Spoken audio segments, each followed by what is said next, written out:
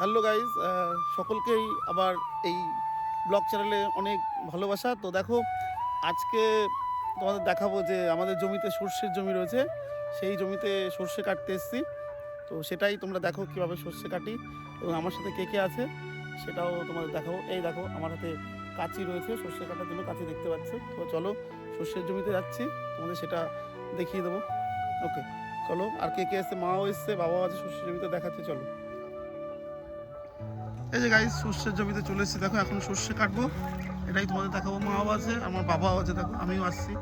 যতটা কাটাই সেটাই তোমাদের দেখিয়ে নিচ্ছি কীভাবে সর্ষে কাটা হবে। ওকে, দেখো, এই সর্ষের জমি, পাশে হচ্ছে ধানের জমি দেখতে পাচ্ছ। এই যে সর্ষে কাটবো সেটা দেখো। দেখো, সর্ষের জমিতে চলে এসেছি, এই যে সর্ষে কাটছি। এই যে কাজ করে একটা আলাদা মজা, বুঝলা? কাজ করি না, কিন্তু কাজ করলে শরীর ভালো থাকে, শরীরে রোগা থাকলেও জিম করার দরকার হয় না। এই যে সর্ষে পুরো পেকেও গেছে গাইস, এই যে দেখতে পাচ্ছ। তো কাটাটা খুবই দরকার, আরও 5 দিন আগে কাটা দরকার ছিল, কিন্তু বৃষ্টি হয়ে গেছে বলে গাইস কাটা হয়নি। তো এটা কেটে এবার তোমার এই যে দেখো, এই নেটের মধ্যে রাখতে হবে, কারণ সর্ষে কেটে কারণ লাল লাল হয়ে গেছে। তো এবার এর মধ্যে রাখতে হবে।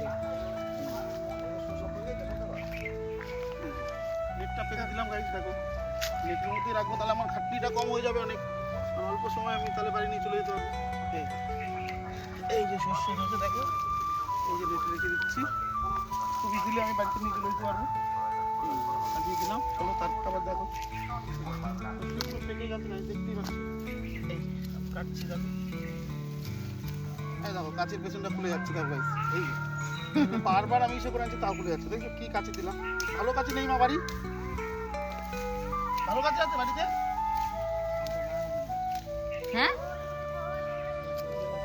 ভালো কাঁচি আছে? এই যে গাইস, দেখো পুরো পেকে গেছে সর্ষে।